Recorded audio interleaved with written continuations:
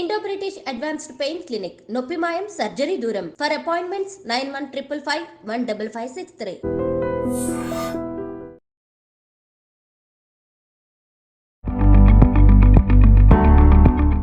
ఇప్పుడు మనకు ఎప్పుడైతే స్పెర్మ్ తొందరగా రిలీజ్ అవుతుందో అంటే వీర్యం తొందరగా రిలీజ్ అవుతుందో ఆ ప్రాబ్లంను మనము శీఘ్రస్ఖలనం ప్రాబ్లం అంటారు.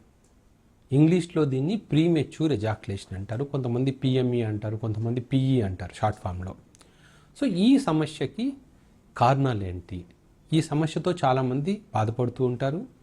ఎవరికి చెప్పుకోవాలో ఎలా ట్రీట్మెంట్ తీసుకోవాలో తెలియక సతమతమవుతూ ఉంటారు. కొంతమంది డాక్టర్స్ దగ్గరికి వెళ్తే ఈ ఈ సమస్యకు కూడా వైగ్రా లాంటి టాబ్లెట్లు ఇస్తారు. కొంతమందికి అవి పనిచేస్తాయి, కొంతమందికి పని చేయవు. సో పని చేయకపోగా యాక్చువల్గా వాటికి అడిక్షన్ స్టార్ట్ అవుతుంది.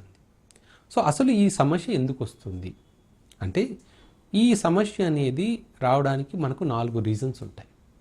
ఒకటి ఫియర్, అంటే సైకలాజికల్ రీజన్ అంట. ఫస్ట్ది పొరపాటున ఎప్పుడో ఒకరోజు తొందరగా అయిపోయింది అనుకుందాం, లేదా ఎప్పుడైనా ఫస్ట్ టైం సెక్స్ చేయడానికి ట్రై చేసినప్పుడు ఎవరైనా చూస్తారనే భయము, లేకపోతే ప్రెగ్నెన్సీ వస్తుందనే భయము, లేకపోతే ఆ అమ్మాయి ఏమనుకుంటుందో పర్ఫార్మెన్స్ గురించి, అంటే ఇంతకుముందు ఏదో సెక్స్ గురించి అంటే ఫ్రెండ్స్ సెక్స్ గురించి మాట్లాడి ఉంటారు కదా, నేను ఇంతసేపు చేయగలుగుతాను, ఆ అమ్మాయి అలా చేయింది, ఒక రోజులో 10 సార్లు కలిసాము, అలాంటి మాటలు విని, ఫ్రెండ్స్ మాటలు విని తను తక్కువగా అంచనా వేసుకోవడంలో కొన్నిసార్లు ఆ ఫియర్ వస్తుంది.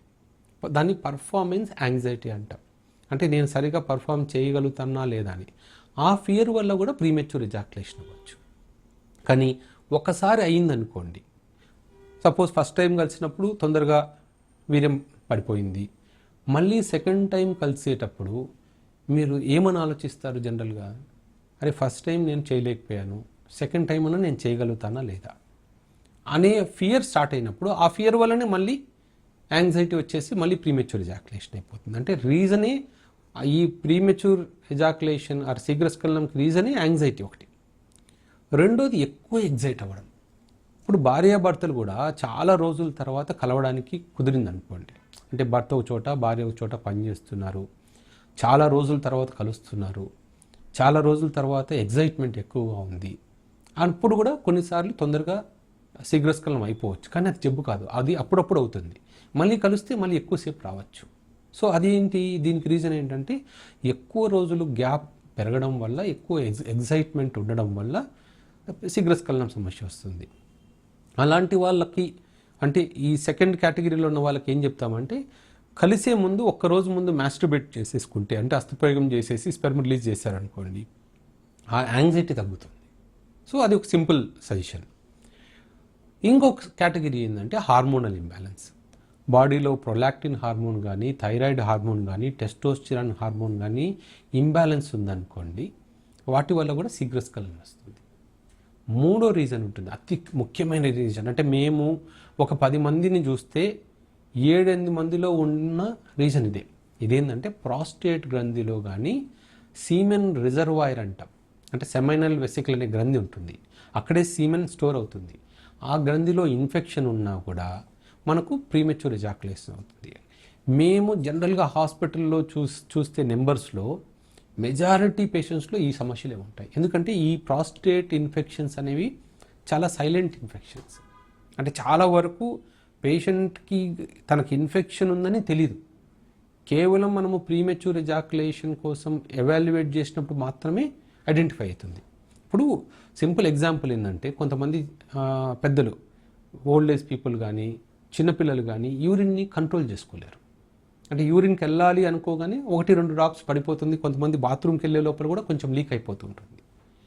అలాంటి సమస్యని ఇక్కడ ఏమవుతుంది, ఇన్ఫెక్షన్ ఉన్నప్పుడు సీమెన్ ఎక్కడైతే స్టోర్ అవుతుందో ఆ గ్రంథి యొక్క నర్వ్స్ వీక్ అవడం వల్ల స్పెర్మ్ హోల్డింగ్ కెపాసిటీ తగ్గిపోతుంది. అంటే చెయ్యాలి, నేను సెక్స్లో కలవాలి అనే థాట్ రాగానే స్పెర్మ్ రిలీజ్ అయిపోతుందేమో అని అనిపిస్తుంది. ఇది చాలామంది కామన్ ప్రాబ్లం. నేను చెప్పగానే మేము ఇలా ఉందా అని అడగగానే చాలామంది పేషెంట్స్ అవును సార్ ఇలాగే ఉంది, అసలు నేను సెక్స్ గురించి ఆలోచించగానే అయిపోతుందేమో అన్న థాట్ వస్తుంది సార్ అని అంటారు. ఇది ప్రాస్టేట్ ఇన్ఫెక్షన్ కానీ సీమెన్ రిజర్వాయర్ ఇన్ఫెక్షన్ కానీ ఉంటుంది. నాలుగో రీజన్ ఏంటంటే పెనిస్క్ టిప్లో అంటే అంగం చివర స్కిన్ సెన్సిటివ్గా ఉన్నా, ఏదైనా ఫంగల్ ఇన్ఫెక్షన్స్ వల్ల ఆ చర్మం అంతా పైన రాసుకుపోయినట్టు అనిపించడం కానీ, లేదా చాలా సున్నితంగా ఉన్నా, లేదా స్కిన్ టైట్గా ఉన్నా, లేకపోతే పెనిస్కి కింద ఒక చిన్న పొరలాగా ఉంటుంది, ఫ్రెనులం అంటాం. ఈ ఫ్రెనులం టైట్గా ఉన్నా జనరల్గా వాళ్ళకు ప్రీమెచ్యూర్ ఎజాక్యులేషన్ అవుతుంది. కానీ ఈ లాస్ట్ కేటగిరీలో ఉన్న వాళ్ళు మళ్ళీ కాండోమ్ వేసుకున్నారనుకోండి, వాళ్ళకి ఎక్కువ టైం వస్తుంది. సో ఎట్లా డిఫరెన్షియేట్ చేస్తామంటే, కాండోమ్తో చేస్తే బాగుంది డాక్టర్, ఓన్లీ నాకు కాండోమ్ లేకుండా కలిసినప్పుడు మాత్రమే శీఘ్రస్ఖలనం అవుతుంది అన్నారు అనుకోండి, దెన్ దానికి రీజన్ ఏంటి? Only sensitivity, glance sensitivity. అప్పుడు మనము ఆ స్కిన్ని లూజ్ చేయడం కానీ, ఆ సెన్సిటివిటీని తగ్గించడం కానీ చేయగలిగితే రిలీఫ్ వస్తుంది. సో మనము ఈ 4 రీజన్స్ అనుకున్నాం కదా. ఈ ఫస్ట్ సైకలాజికల్ రీజన్ని ట్రీట్ చేయడం చాలా ఈజీ. తర్వాత లాస్ట్ రీజన్ని ట్రీట్ చేయడం ఈజీ, ఎందుకంటే పెనిస్ స్కిన్ సెన్సిటివ్గా ఉందంటే దాన్ని మనం ట్రీట్ చేసుకోవచ్చు. తర్వాత హార్మోనల్ ఇంబ్యాలెన్స్ ఉన్నా కూడా ట్రీట్మెంట్ అనేది ఈజీ. కానీ ఓన్లీ కొంచెం టైం ఎక్కువ పట్టేది ఏంటంటే, ప్రాస్టేట్ గ్రంథిలో ఇన్ఫెక్షన్స్ ఉన్నప్పుడు మనం ఆ ఇన్ఫెక్షన్ తగ్గించి మళ్ళీ ఆ గ్రంథిని హెల్తీగా చేసేంత దాకా ప్రీమెచ్యూర్ ఎజాక్యులేషన్ క్యూర్ అవ్వదు. సో అందుకని అప్పుడు మనం స్కాన్స్ చేసుకొని, సిమెన్ కల్చర్ టెస్ట్ చేసుకొని ఏం ఇన్ఫెక్షన్ ఉందని ట్రీట్ చేసుకుంటే తప్ప వీళ్ళకి పర్మనెంట్గా క్యూర్ ఉంటుంది. అంటే కొంతమంది మందులతో రెస్పాండ్ అవుతారు, మందులు పెట్టగానే రెస్పాండ్ అవుతారు, కానీ మందులు ఆపేయగానే మళ్ళీ ప్రాబ్లం స్టార్ట్ అవుతుంది. ఎందుకు అంటే మనకు ఈ 4 రీజన్స్లో ఏదైతే రీజన్ ఉందో ఆ రీజన్ మనకు కంప్లీట్గా క్యూర్ అయితేనే మనకు ప్రీమెచ్యూర్ ఎజాక్యులేషన్ ట్రీట్ అవుతుంది. ఇంకా వ్యూవర్స్, దీని గురించి ఏదైనా డౌట్స్ ఉంటే కామెంట్ సెక్షన్లో పోస్ట్ చేయండి, వాటి గురించి కూడా వీడియోస్ చేయడానికి ట్రై చేస్తాం.